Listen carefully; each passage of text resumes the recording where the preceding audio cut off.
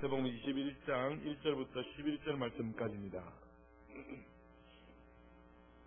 하나님 말씀은 마태복음 21장 1절부터 11절 말씀까지입니다.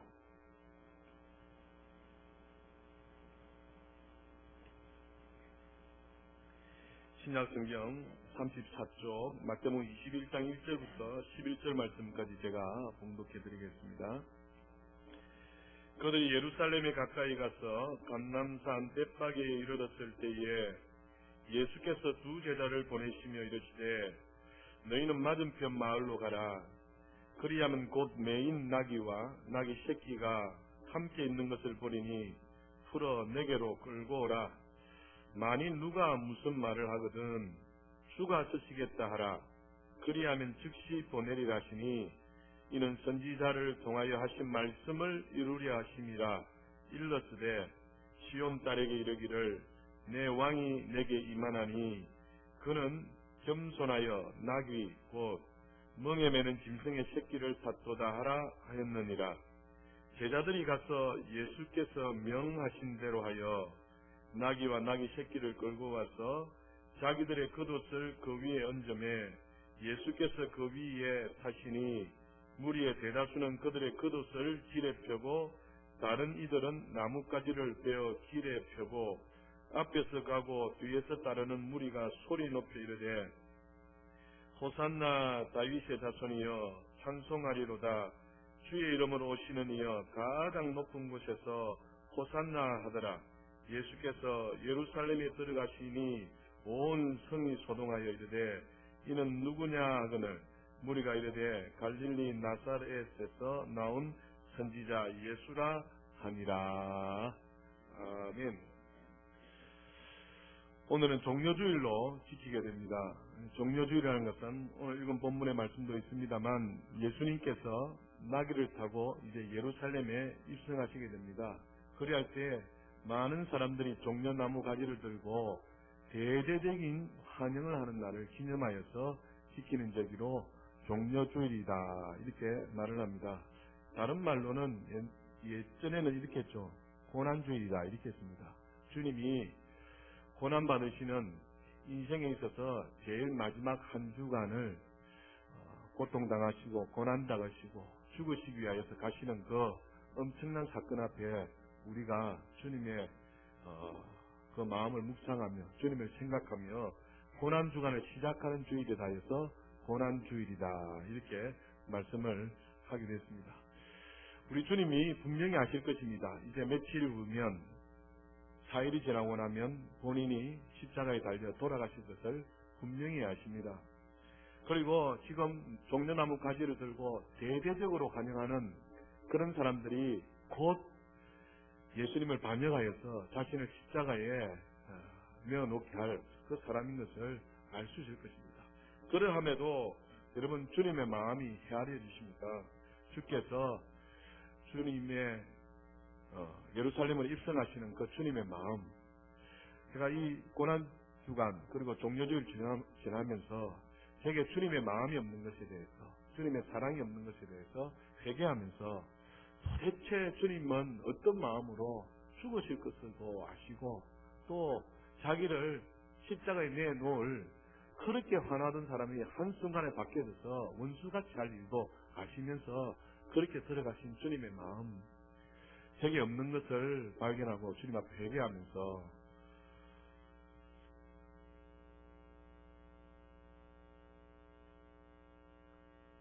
오늘 이 시대가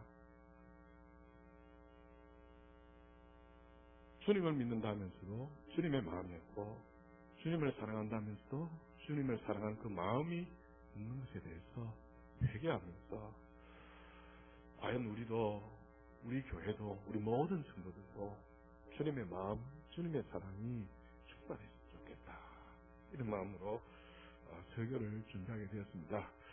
우리 주님은 예루살렘에 입성하시는데 십자가를 지시기 위해서 입성하셨어요. 그런데 환호하는 사람들은 틀렸습니다.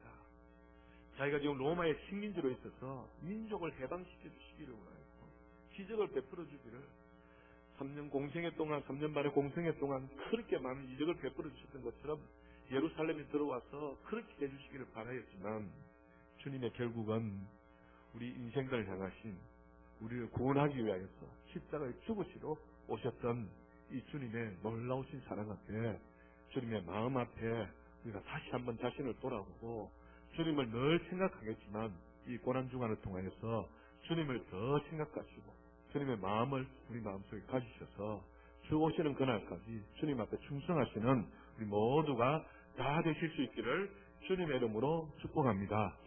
예루살렘으로 입성하는 주님의 마음이 어땠을까요? 주님의 마음을 단적으로 표현한 다른 성경이 있습니다. 그것은 빌립보서로 넘어가면 잘 알 수 있습니다.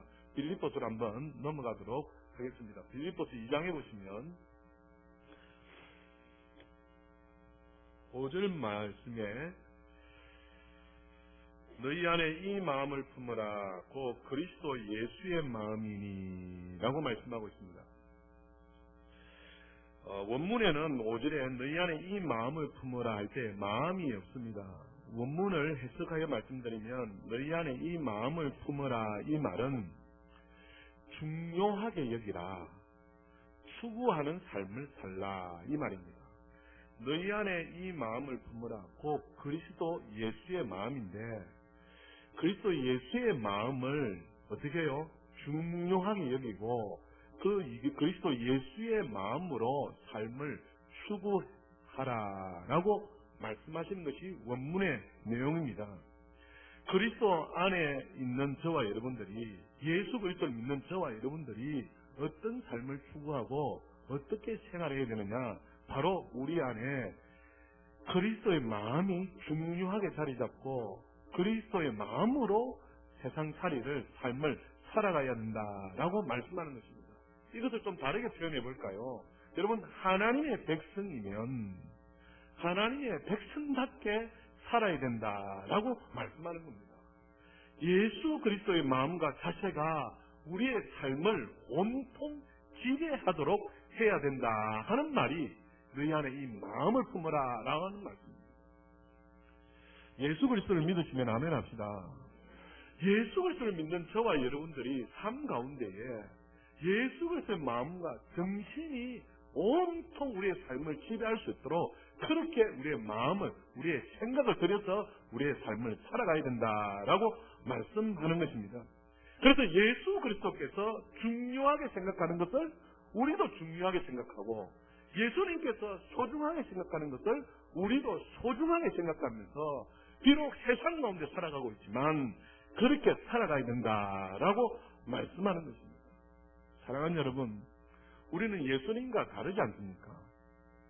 예수님과 똑같은 삶을 사는 사람은 이 세상에 아무도 없습니다.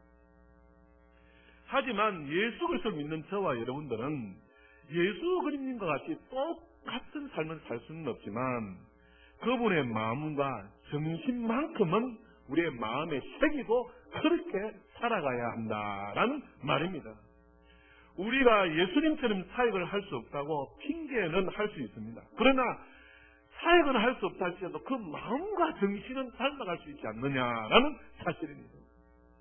그래서 오늘을 살아가는 저와 여러분들이 주님의 마음으로, 주님을 믿는 그 정신으로 삶을 살아가야 된다라고 우리에게 교훈하는 것이 바로 너희 안에 이 마음을 품으라 곧 그리스도 예수의 마음이다 라고 말씀하는 것입니다.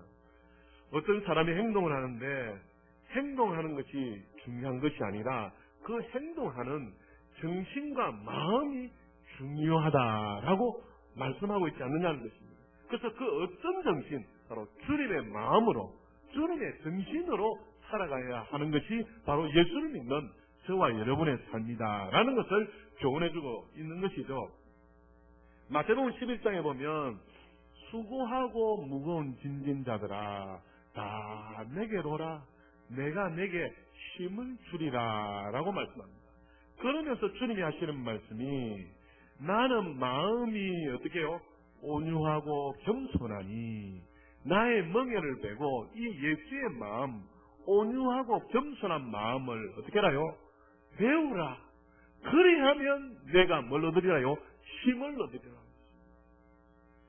제가 성경을 읽으면서 이해되지 않는 부분이 이것이었어요. 수고하고 무거운 짐진 자들아 다 내게로 오라. 그리하면 내가 내게 힘을 주리라 하셨습니다. 예수 안으로 들어왔는데 힘은 그냥 다 무겁습니다. 주님 안에 들어오면 분명히 힘이 없고 주님 안에 들어오면 분명히 가벼울 것이라고 말씀했는데 주님 안에 들어오니까 이런 일들은 더 많고 해야 될 일들은 더 많고 감당해야 할 일들은 더 많고 짐은 오히려 더 많아서 어깨가 더 무거워지더라는 겁니다. 그러면 성경이 어떻게 해요? 잘못되었지 않느냐. 그런데 눈을 열어보니까 그 본문이 아니라 그 밑에 본문이 해결해 주는 것입니다. 한번 마태복음 찾아가 보실까요? 마태복음 11장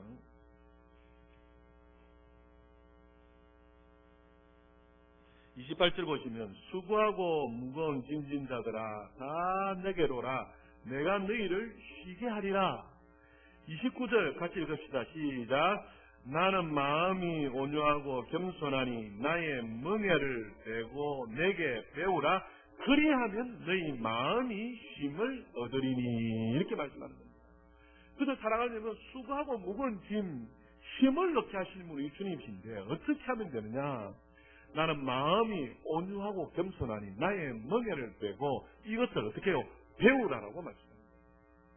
그래서 오늘날 그리스도인들이 우리 마음속에 주님의 마음이 없고 우리 마음속에 주님의 사랑이 없는 것을 두고서 가슴을 치며 애통해하며 회개하며 주님의 마음을 주시옵소서, 주님의 사랑을 주시옵소서 기도해야 될 점 있습니다. 주께서 요한복음에 저 바리새인들과 서기관들 향하여서 지적하는 일이 무엇입니까?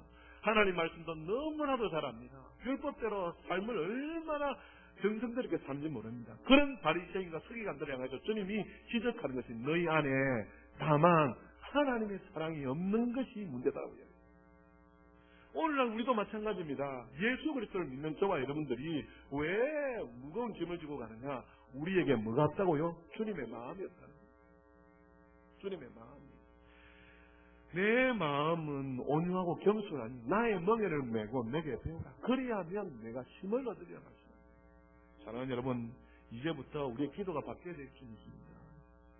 내게 주님의 마음이 없는 것에 대해서 회개하시고 내 안에 주님의 사랑이 없는 것에 대해서 회개하여서 하나님을 사랑한다면 하나님을 사랑한 이웃에 대해서도 사랑하고 용서하고 또 그 마음으로 온유하고 겸손하게 이렇게 살아가야 될 줄 믿습니다. 그래서 우리가 내 안에 주님의 사랑이 없고 주님의 마음이 없는 것에 대해서 가슴치며 애통해하며 그렇게 살아가게 된다면 분명히 그 가운데 하나님께서 힘을 허락하여 주실 줄 믿습니다. 그래서 바로 빌립보서 2장 5절에는 사도 바울이 빌립보 성도들에게 너희 안에 이 마음을 품어라. 이 마음 곧 그리스도 예수의 마음을 품어라. 그것을 추구하라. 그것을 중요하게 여기라. 그 무엇보다도 예수님을 믿는 그 믿음으로 마음으로 그 정신으로 살아라 라고 교훈해주고 있더라는 사실입니다. 다시 빌립보서로 한번 넘어가 보십시오. 2장 5절에 너희 안에 이 마음을 품어라. 곧 그리스도 예수의 뭐니요? 마음이니. 이제 6절부터 예수 그리스도의 마음에 대해서 설명하고 있습니다. 6절에 보면 같이 읽읍시다. 시작. 너는 근본 하나님의 본체시나 하나님과 동등됨을 취할 것으로 여기지 아니하시고. 아멘. 근본이라는 말은 원어에 본래 존재했다라고 되어 있습니다. 그는 예수님은 본래 존재했다는 것입니다. 그 다음 뭡니까? 그는 근본 하나님의 뭐라고요? 본체시나 이렇게 이야기합니다. 근본이라는 것은 본래 존재했다라는 말이고요. 그 다음 본체라는 말은 영원하고 변하지 않는 형상을 가리킬 때 쓰는 단어가 바로 본체입니다. 자, 그 다시 말씀드리면 예수님은 본래 하나님과 같이 존재하셨으며 영원히 변하지 않는 하나님이셨다는 겁니다. 아멘. 이것이 무슨 말씀인가 하니까 예수님은 본래 존재했던 변하지 않는 하나님의 본체였으나 하나님과 동등됨을 취할 것으로 여기지 아니하였다라고 말씀하는 것입니다. 다시 말씀드리면 예수님은 변하지 않는 하나님의 본질을 뭐하고 있다고요? 가지고 있다. 예수님은 변하지 않는 영원한 하나님의 그 본질을 가지고 있다. 이 말은 무슨 말이냐니까 하나님이 가지고 있는 온갖 속성들을 누구도 가지고 있다고요? 예수님도 가지고 있다는 것입니다. 여러분, 하나님이 가지신 그 속성이 무엇입니까? 하나님의 위엄, 하나님의 권세와 능력, 하나님의 성품, 하나님의 품위 등등 하나님께서 가지고 있는 그 모든 것들을 누가 다 가지고 있다고요? 예수님께서 본래 다 가지고 계셨더라라는 말씀입니다. 그것뿐만 아니라 하나님만이 받으시는 찬양과 영광과 존귀를 누구도 받을 수 있다고요? 예수님도 받을 수 있다라는 말이 그는 근본 하나님의 본체시나라는 말에 들어가 있다는 겁니다.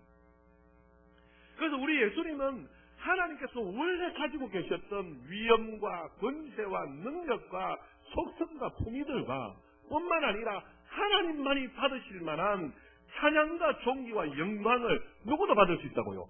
예수님도 받을 수 있는 분이시다라는 사실입니다. 아, 목사님 그거 다 알아요. 맞아요. 우리가 예수님을 이해하려면 이 땅의 삶을 이해할 뿐만 아니라 예수님이 위대하심을 알아야 진짜 이해할 수 있습니다. 예수님의 겸손을 배우기 전에 예수님이 얼마나 위대하고 높으신 분인가를 먼저 알아야 합니다. 예수님을 이해하는 데 있어서 예수님이 이 땅에서의 생활만 이해하면 그것은 단편적인 것입니다.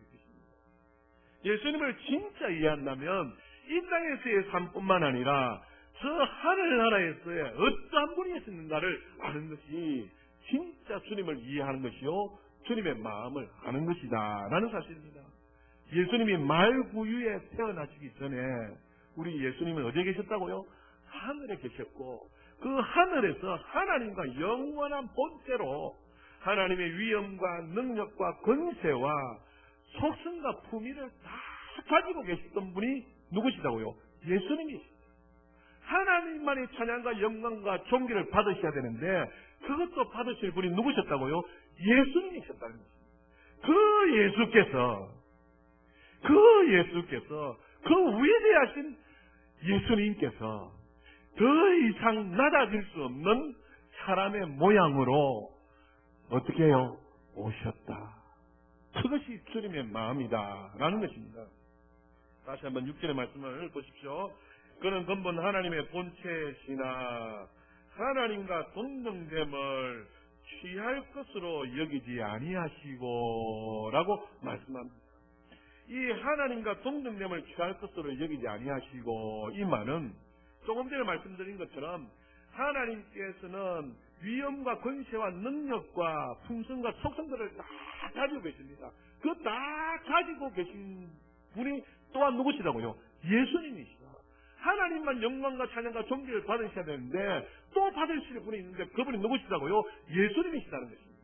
그 예수님께서 하나님이라는 이 자리를 어떻게 해요? 내려놓았다는 것입니다. 권리를 스스로 어떻게 했다고요? 포기하셨다는 것입니다. 예수님께서 영광의 자리에서 영광을 다 받으실 수 있고 하나님의 자리에서 얼마든지 하나님의 일을 하실 수 있는 분이시지만 이 모든 권리들을 우리 예수님은 어떻게 했다요? 다 포기하셨다.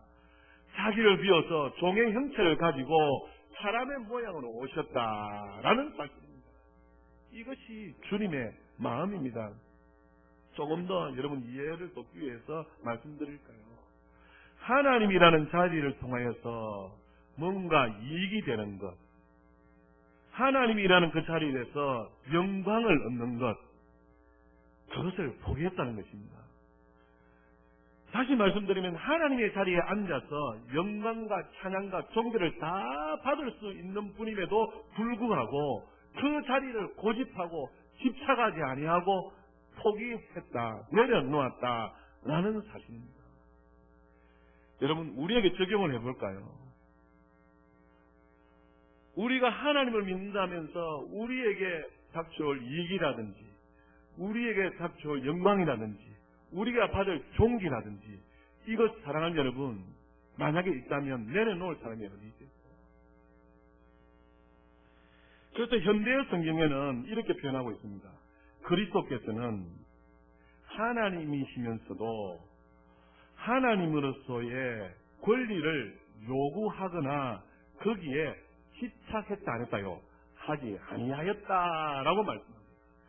하늘 영광을 계속 누릴 수 있는 분이시지만 그 부분에는 당연한 권리지만 그 위치를 빼앗는다든지 그것을 차지한다든지 그것을 집착하는 그 모습에서 우리 주님은 내려놓으셨다라고 말씀하는 것입니다. 그래서 로마서 15장 3절에는 예수님은 결코 자기를 기쁘게 하는 삶을 살지 않았다라고 기록을 하고 있는 것입니다. 이것이 바로 주님의 마음입니다. 사랑하는 여러분, 그리스도인, 여러분 어떻게 생각합니까?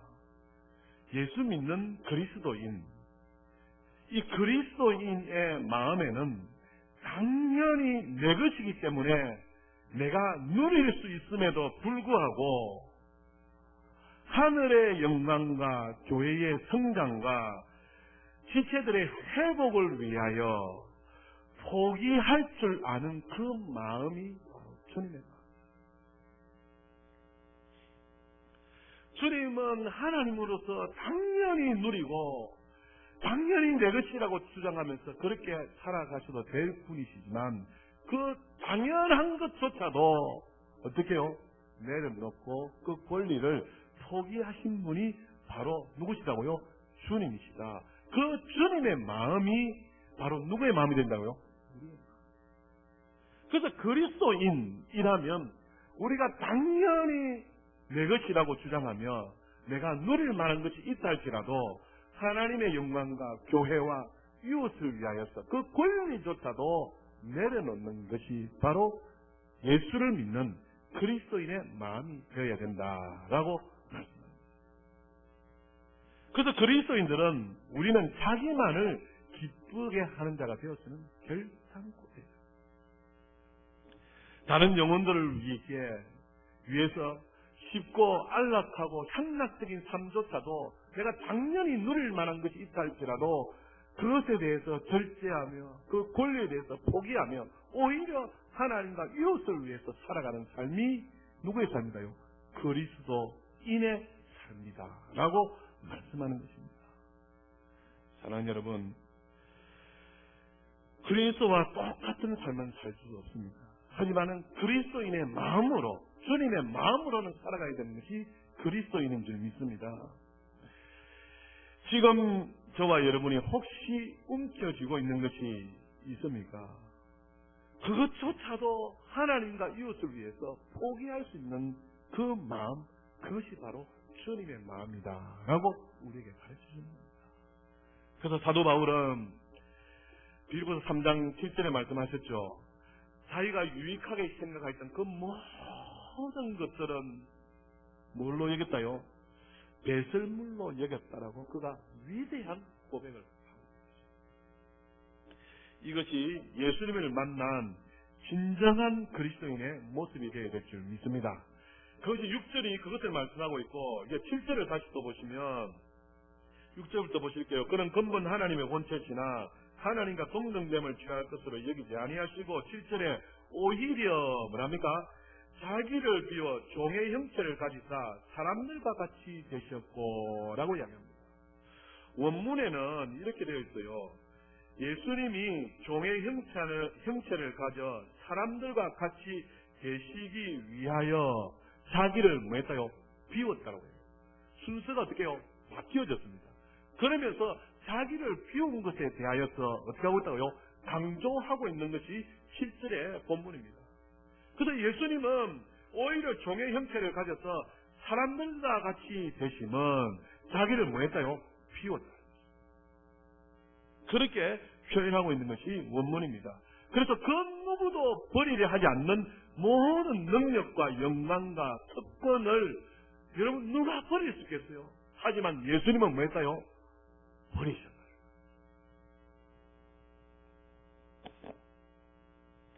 종의 형체를 가져서 사람과 같이 그렇게 자신을 비워서 그 권리들을 포기했더라라고 말씀하고 있는 것입니다. 그것이 7절의 말씀이고 8절에는 그렇게 주께서는 사람의 모양으로 나타나사 자기를 낮추시고 죽기까지 복종하셨으니 곧 어디에요? 십자가에 죽으심이라 이렇게 말씀합니다. 사람의 모양으로 나타나사 자기를 낮추시고 죽기까지 복종하사 곧 어디에요? 십자가에 죽으셨더라라고 말씀하는 겁니다. 여러분, 만일 여러분들이 내가 어디에 태어나고 싶다라는 그 권한이 주어졌다면 참 좋겠습니다. 한번 생각해 보실 때에 만일 여러분이 태어날 수 있는 권한이 주어졌는데 어디에서 태어나느냐? 여러분, 저 아프리카 어디에 태어나고 싶은 사람이 있겠습니까? 만일에 내가 어디 태어나고 싶어서 태어나오는 그 권한이 주어졌는데 만약에 아프리카 오지에 내가 태어나겠습니다 하는 사람 있다면 그 사람은 어떤 사람이다요? 대단한 사람입니다. 먹을 것이 없고 마실 것이 없고 생활하기가 그렇게 힘든 곳에 내가 태어나겠습니다 하는 사람이 있으면 대단하다는 사실입니다. 다시 말씀드려볼까요? 우리가 선교를 해야 되는데 아무도 가지 않는 그 오지에 가서 내가 선교하겠다 라고 하시는 분 있으면 그분 어떠다요? 대단하시다 이야기할 것입니다. 아무도 가지 않는 곳에 나는 주와 복음을 위해서 가겠습니다 하는 사람 어떠세요? 대단하다고 생각할 것입니다. 그런데 거기에 가는 사람은 거기에 대한 뭐가 있습니까? 분명히 사랑하는 마음이 있고 그 영혼을 향해서 주와 복음을 전하겠다는 그런 열정이 있어서 그렇게 결정하리라 여겨지는 것입니다. 아멘. 마찬가지입니다. 우리 주님이 하늘 영광 다 버리시고 하나님이 가지고 있던 모든 권세와 능력과 위엄과 속성과 포맷들을 다 가지고 계시는데 다 버리시고 지금 사람의 모양으로 더 낮아질 수 없는 사람의 모양으로 나타나셨다. 이것은 사랑하는 여러분, 저와 여러분을 뭐 했다요? 사랑하셨다는 증거입니다. 할렐루야. 아무도 가지 않는 그 오지에 내가 가서 주의 복음을 전하겠다는 것은 그 사람은 특별하게 그 오지에 대한 사랑이 있어서 간다는 거 아니겠어요? 우리 주님이 가장 낮은 사람의 모양으로 신학교에서는 지옥 강화라 합니다. 자기 비하라고 합니다. 여러분, 지옥 가라고 하면은 갈 사람이 누가 있습니까? 아무도 없습니다. 그것처럼 한 것이 우리 예수님께서는 사람의 모양으로 나타나시는 것이라는 겁니다. 그렇게 더 이상 내려갈 곳이 없는 사람의 모양으로 나타나셨다. 이 말은 예수님께서 우리를 뭐 했다고요? 사랑하셨다는 거죠. 저 오지에 아무도 가지 아니하는데 그가 간다라고 한다는 것은 그 오지를 어떻게 해요? 가서 주의 복음을 전하는 열정이 있었고 그 오지의 사람들을 사랑하여서 그 영혼을 구원하고 싶은 마음이 있었기 때문에 간다는 거 아니겠어요? 주님의 마음이 똑같습니다. 우리를 사랑하셔서 사람의 모양으로 나타나셨다라고 말씀하는 것입니다. 이것이 주님의 마음. 또 8절에 보면 죽기까지 복종하셨으니 이렇게 말씀합니다. 이 말씀은 무슨 말씀인가 하니까 죽음을 받아들일 정도로 하나님께 완전히 순종했다는 말입니다. 죽기까지 복종하는 사람은 완전히 순종하는 사람입니다. 여러분, 학창시절 때 싸움 많이 해보셨잖아요. 여러분 안 해보셨습니까? 안 해보셨겠는데 다 해보셨겠지. 근데 싸움 하는 사람 중에 제일 무서운 사람이 무엇인지 아십니까? 죽으라고 달려드는 사람입니다. 죽으라고 달려드는 사람입니다. 날 그냥 죽이사고 달려드는 사람입니다. 오늘 주님이 죽기까지 복종하셨다. 이것은 하나님께 어떻게 해요? 완전히 순종했다 이 말입니다. 그래서 사랑하는 여러분, 예루살렘에 입성하시는데 지금 주님이 어떻게 해요? 내일 모레 4일이 지나면 십자가에 말할 수 없는 고통을 당하시면서 물과 피를 다 쏟으시면서 살수와 살찐을 다 겪으면서 몸이 다 이제 쭉 처질 정도로 그렇게 처져서 비참하게 주님이 죽으십니다. 그것을 주님이 다 아십니다. 근데 주께서 예루살렘에 입성하셨다는 것은 죽기까지, 다시 말씀드리면 하나님 말씀 앞에 완전히 죽었다는 뜻입니다. 할렐루야. 그것이 죽기까지 복종하셨다는 말입니다. 죽기까지. 근데 그 죽기까지 죽으셨는데, 복종하셨는데, 어디에 죽으셨다고요? 십자가에 죽으셨다는 것입니다. 십자가는 당시에 노예들을 처형하는 형태입니다. 이방인들을 처형하는 형태입니다. 국가에 반역한 극악무도한 사람들을 처형하는 형태입니다. 가장 비참한 모습으로 주님께서 어떻게 해요? 그 십자가까지 내려가서 죽으셨다는 것입니다.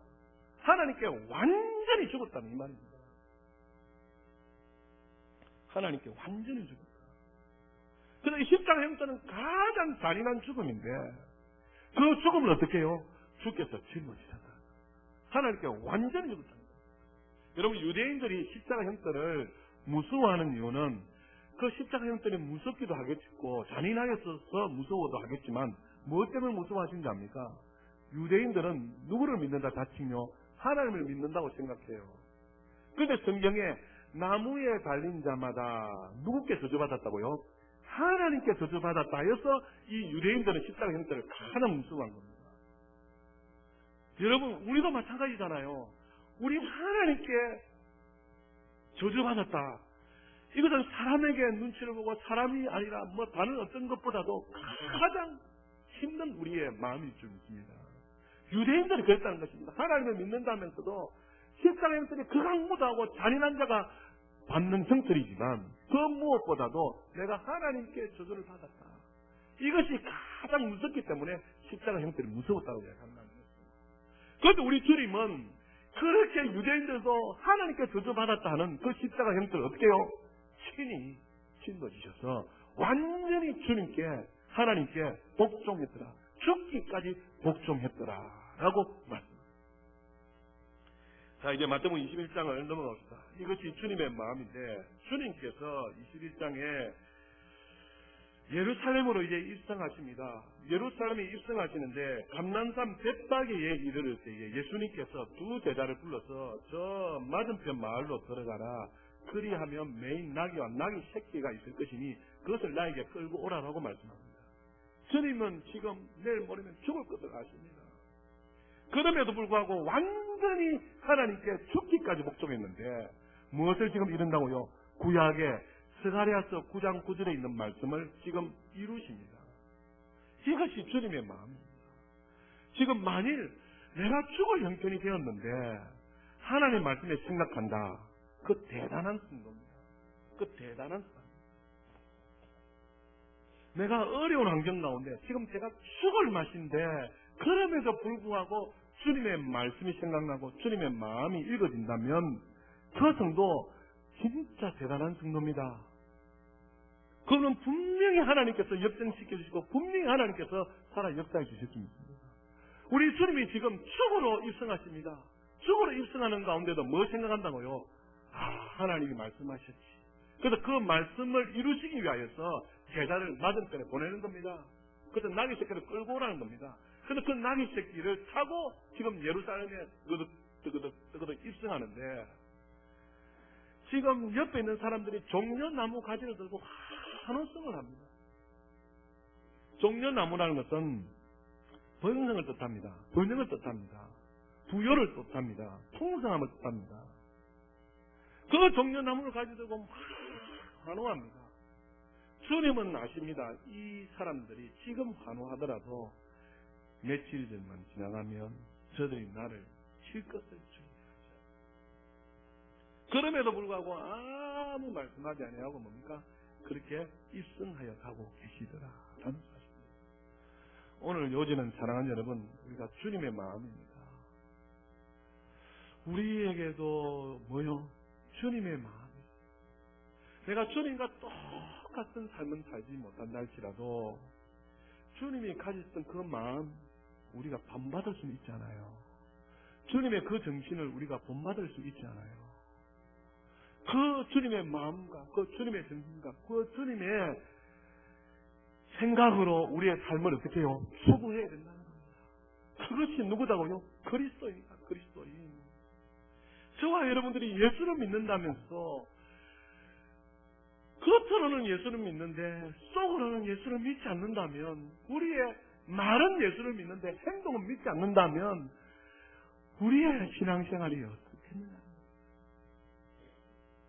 오늘 종료주의를 시작하여서 이번 한 주 내내 고난주간을 지나게 될 텐데, 평상시에도 우리가 목표로 두는 것이 뭡니까? 주님의 마음, 주님을 생각하고 살아가고 있습니다만, 특별히 이 한 주간은 주님을 더 생각하시고 주님을 더 묵상하시고, 참 사랑이 이해할 수 없는 이 예수님의 우리를 사랑하신 그 사랑을 생각하시면서 나에게도 주님의 마음을 주시고 나에게도 주님의 사랑을 주시옵소서.